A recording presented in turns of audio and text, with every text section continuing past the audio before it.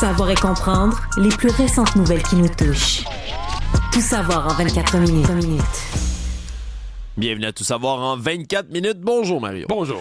Alors, toutes sortes de nouvelles. On va commencer tout de suite parce que ça a brassé pas mal aujourd'hui pour un vendredi, puis ça a brassé pas mal dans les milieux policiers criminels ce matin. Là. Ça faisait déjà quelques jours, on s'entend qu'on suivait là, le nouveau conflit de l'heure qui se passe dans les milieux criminalisés entre les Hells Angels de Québec, la capitale nationale, et le Blood Family Mafia, là, le gang de Pic-Turmel. D'ailleurs, j'ai l'impression que ce matin, pas tard dans la matinée, il y avait pas mal d'autos de police sur la 20 entre Montréal et direction Québec, là, entre Montréal et Québec, parce qu'on dit que des forces policières, peut-être pas juste en provenance de Montréal ou du Grand Montréal, mais d'ailleurs aussi, mais des forces policières d'ailleurs ont convergé en renfort pour donner un grand coup à Québec. Oui, on parle quand même d'à peu près 200 policiers, là, ce qui est décrit comme étant là, la plus large opération policière en 15 ans au Québec, là, depuis Shark QC, qui avait eu lieu en 2009. C'est la dernière opération d'envergure du genre. Fait que c'est 200 policiers, une demi-douzaine de différents corps qui sont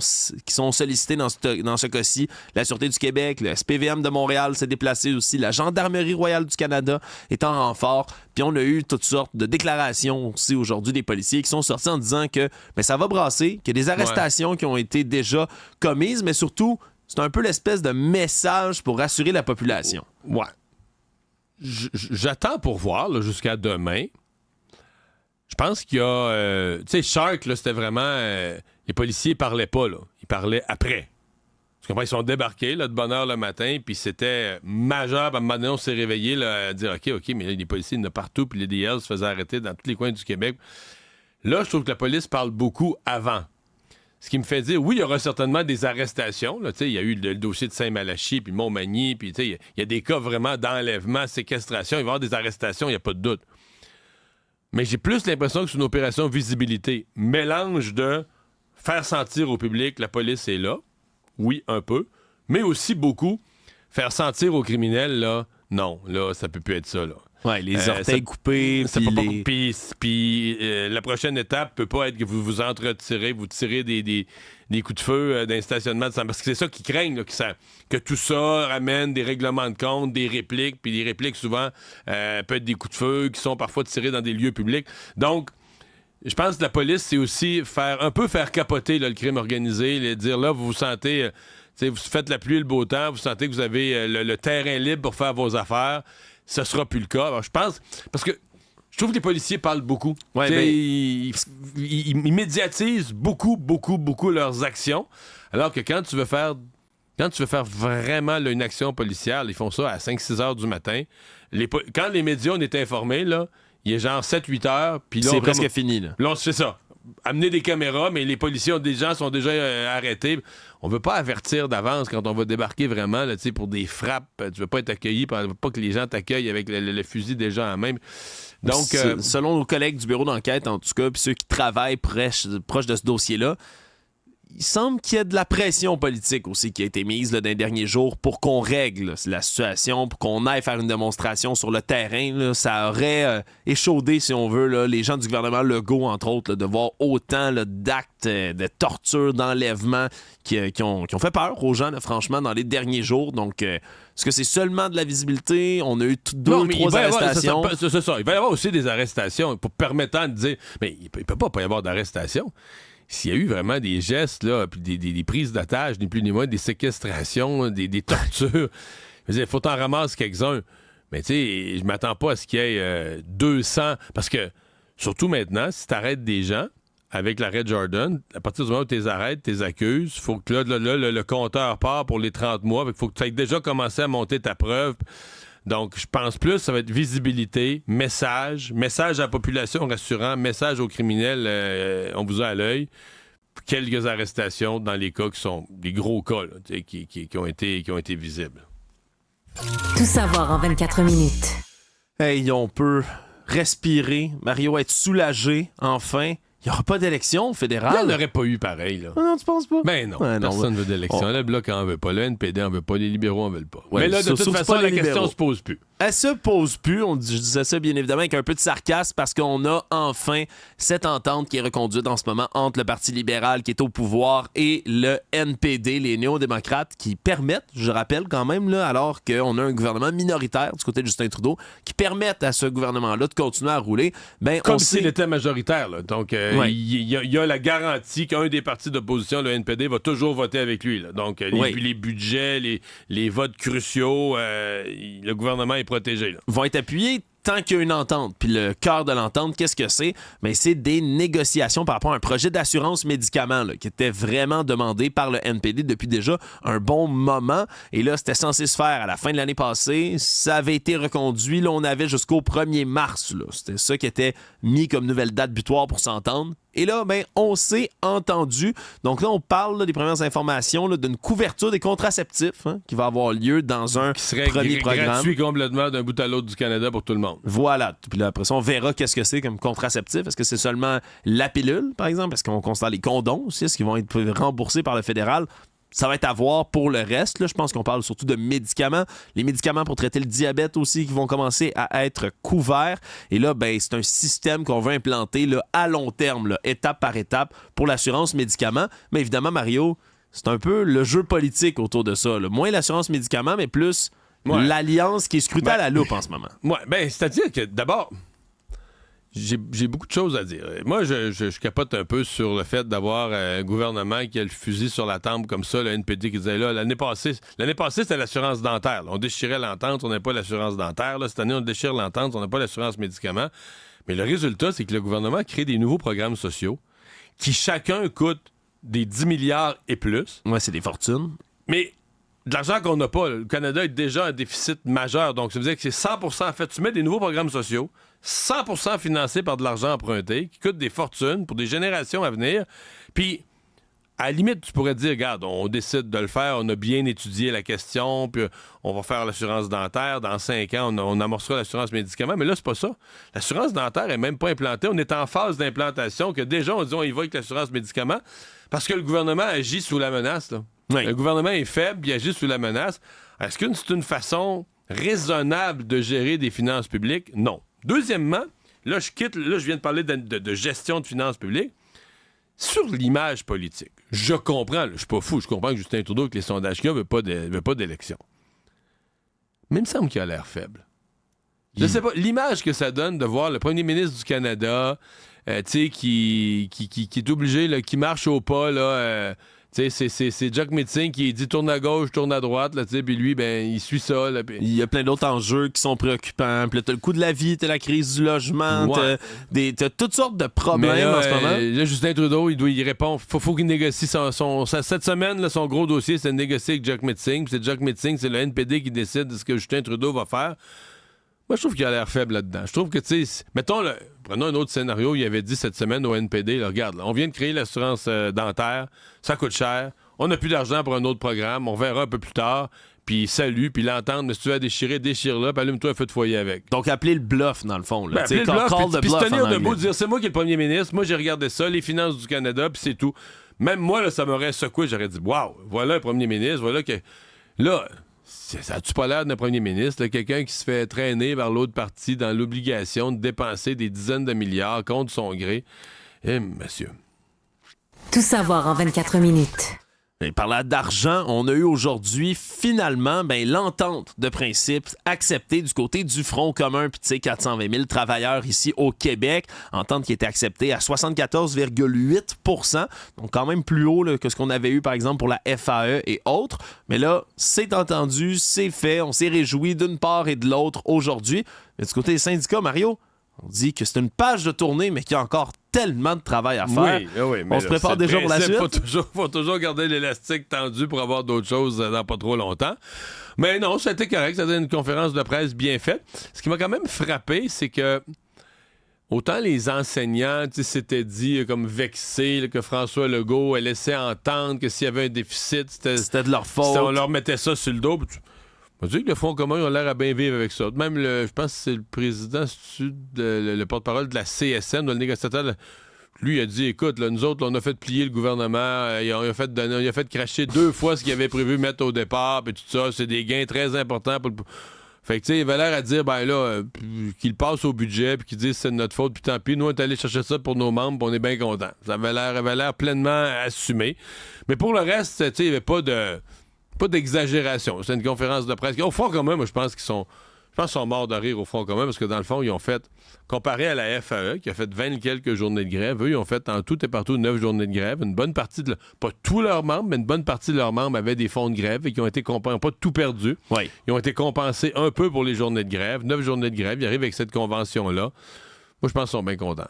Oui. C'est ce qui semblait transparaître aussi aujourd'hui. Les chefs syndicaux. Savoir et comprendre, tout savoir en 24 minutes.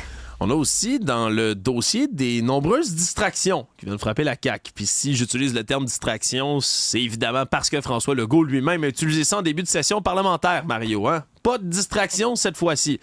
Là, c'est encore des propos du premier ministre qui reviennent faire la manchette, alors qu'il s'est emporté, encore une fois, sur des questions du Parti québécois par rapport à tout ce qui est, bien évidemment, le jugement là, qui va être repoussé encore une fois jusqu'en Cour suprême par Québec pour les demandeurs d'asile hébergés dans nos CPE subventionnés. Bon, et là, c'est que M. Legault, lui, a dit, en parlant à Paul Saint-Pierre Plamondon, il sait que les juges de la Cour d'appel sont nommés par le gouvernement fédéral, puis il dit qu'il a plus confiance à la Cour d'appel qu'au gouvernement du Québec pour décider. Puis c'est emporté dans une espèce de tirade qui, finalement... Qui a été interprété comme il remet en cause, il remet en question le bon jugement des juges. Ouais, en gros, si je résume simplement, un juge nommé par le fédéral, ça va pencher du côté du fédéral plus qu'un juge qui est nommé par Québec. Et il y a un débat là-dessus. C'est sûr qu'un élu ne doit pas, théoriquement, doit faire confiance aux tribunaux. Oui. Par contre, on parlait ici à Cube Radio à Guillaume Rousseau, qui est un professeur de droit, critique évidemment du système fédéral, et qui lui disait, ben non, veut dire que les juges de la Cour d'appel du Québec sont nommés par le fédéral, c'est quelque chose qui est dénoncé, constaté, dénoncé. Plusieurs constitutionnalistes du Québec disent que ça devrait pas être le cas. Ça devrait être le Québec qui nomme les juges de la Cour d'appel du Québec, comme aux États-Unis, par exemple. Dans l'État, la Cour d'appel de l'État, c'est l'État qui les nomme. C'est pas le fédéral qui nomme. Ouais. Donc, il dit c'est débattable. Fait qu'il y a vraiment deux versions. Est-ce que le barreau... J'ai quand même été étonné. J'ai trouvé que le barreau, dans son propos, aurait pu faire un appel à la prudence des politiciens. Une attaque directe contre le premier ministre Guillaume Rousseau, puis même, tu vois, l'organisme Défense collective des droits, l'organisme très défenseur de la laïcité, a fait un communiqué, considère que le barreau fait de la politique. Donc, il y a des gens qui, en contrepartie... Donc, il y a des gens qui disent que le barreau défend le droit et les juges, mais il y a d'autres gens qui disent non, en allant attaquer François Legault comme ça, le barreau fait de la politique. Donc, à suivre, mais... J'ai l'impression que sur celle-là, par exemple, les gens sont... Là, je parle même pas de la question des juges, mais plus globalement de la question des garderies et de l'accès des demandeurs, des enfants des demandeurs d'asile aux garderies subventionnées. J'ai l'impression que la majorité silencieuse, assez forte, là, est derrière François Legault, a l'impression que... Puis tu sais, la position qu'il a prise en disant, mais regarde, si on avait des places libres, là, on les ouvrirait généreusement aux demandeurs d'asile. Ouais. Pour l'instant, il nous manque des milliers et des milliers de places. Alors, de faire passer des parents qui payent des impôts ici avant des gens qui sont sans statut, je pense que ça paraît raisonnable à beaucoup de monde, là. Savoir et comprendre, tout savoir en 24 minutes. Également une bataille judiciaire qui va s'engager très bientôt, qui concerne les universités McGill et Concordia. Tout ça dans le contexte, bien évidemment, de ces nouvelles mesures qui ont été mises en place pour les étudiants étrangers, les étudiants du reste du Canada également qui viennent étudier dans des universités anglophones ici à Montréal, qui doivent maintenant payer des frais de scolarité qui sont plus hauts. Et là, on va contester du côté des deux universités devant la Cour supérieure du Québec cette nouvelle politique. On se souviendra que Bishop avait été inclus au départ, bénéficier d'une exemption parce après. que c'est une petite université dans les cantons de l'Est qui n'a pas le même statut que les deux grandes à Montréal. Voilà, et on dit du côté des universités que le gouvernement fait fi de sa responsabilité de protéger la minorité anglophone du Québec. Ça survient quand même un drôle de moment, Mario, où on n'arrête pas de parler du progrès de l'anglais à Montréal. Je vais te dire, on va suivre cette cause-là. Est-ce qu'il y aura moyen de convaincre un juge que... Parce que même sur le fond, là, ils ont dit, Concordia et McGill, parce que là, ils commencent à se plaindre des conséquences de la mesure du gouvernement. Ils disent, on a eu moins de demandes d'admission. Première vue, parce que là, le processus n'est pas fini, mais là, à ce date-ci, on a eu moins de demandes d'admission. Sauf que ça veut pas dire qu'il va y avoir moins d'élèves inscrits, hein? Parce que souvent, mettons que McGill, ils font beaucoup de sélections. Là. Ils vont avoir beaucoup, beaucoup de demandes, beaucoup de dossiers.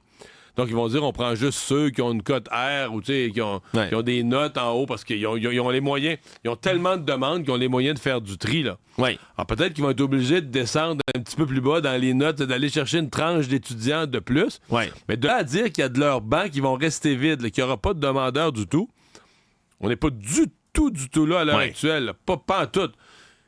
Ils vont peut-être avoir un moins gros bassin de demandeurs parmi lesquels choisir juste les meilleurs. Ça veut pas dire qu'ils vont avoir moins d'étudiants, moins de revenus. Donc, il y a une... à suivre, mais il y a une espèce de panique, puis un message, là, tu sais, montrer que le gouvernement est en train de les détruire, là, qui est exagéré, en fait. La vérité, c'est qu'ils ont profité d'une situation extrêmement favorable pendant des années, où ils allaient chercher beaucoup plus d'étudiants que les universités francophones. Ils se sont financés, ils ont fait énormément d'argent avec ça. C'est sûr que c'est jamais le fun de reculer dans la vie. Là. Tu te fais dire non à quelque chose que tu faisais l'année passée, c'est plate. Mais est-ce que c'est cette année qui est injuste ou est-ce que c'est les autres années qui, eux autres, touchaient le Klondike? C'est ça la question. Actualité.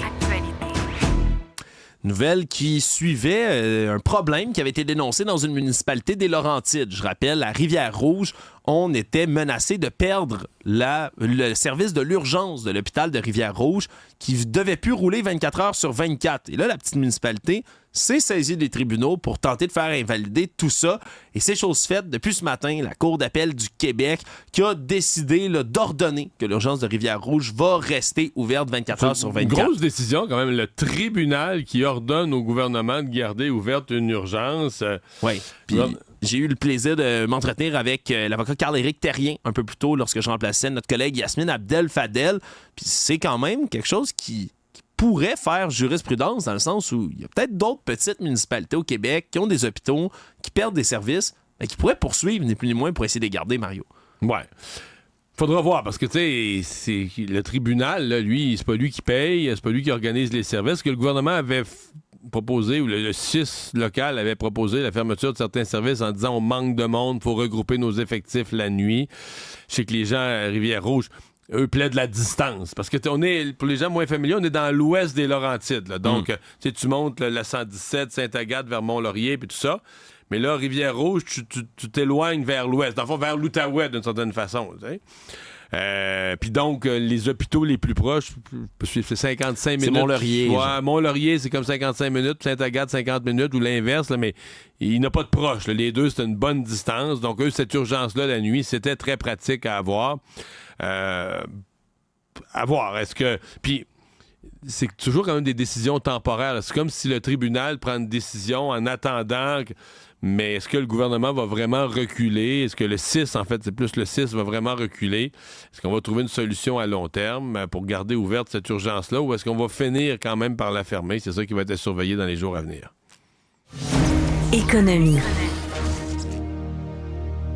C'est arrivé par surprise, un peu, puis particulièrement pour certains clients de cette entreprise qui vient tout juste de mettre la clé sous la porte, mettre la clé...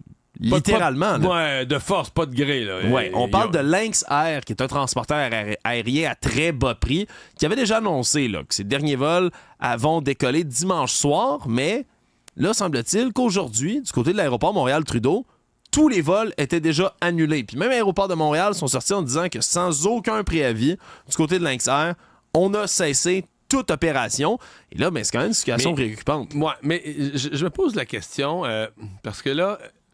Eux ont annoncé ça ce matin. On se met sur la loi sur la protection de la faillite, on finit nos vols jusqu'à dimanche soir, puis lundi, on n'est plus là. On vole plus.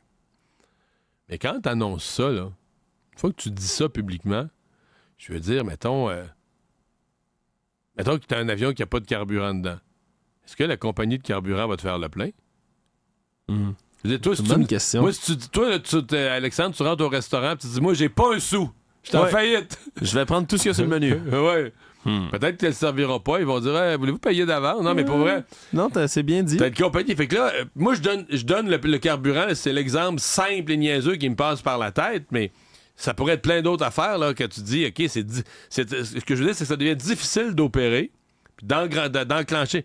Même les frais aéroportuaires, à chaque atterrissage à Vegas ou ailleurs, faut que tu payes des frais aéroportuaires. Alors, qui est prêt à faire affaire avec une compagnie qui a déjà annoncé j'ai plus d'argent puis je vais être en faillite, là? Ouais, c'est certain que c'est un bon point. Puis tu as nommé certains des exemples qui ont été donnés par la compagnie elle-même là, pour expliquer justement qu'on mette la clé sous la porte. On parle entre autres du prix élevé du carburant, les frais aéroportuaires, le taux de change, l'environnement économique. Oui, mais oui, on comprend que tout ce que tu viens de nommer puis qu'ils ont nommé eux, c'est des mauvaises conditions pour partir un transporteur à bas prix. Oui. En même temps, moi, je pourrais dire... c'était vraiment à bas prix, puis peut-être trop. Là.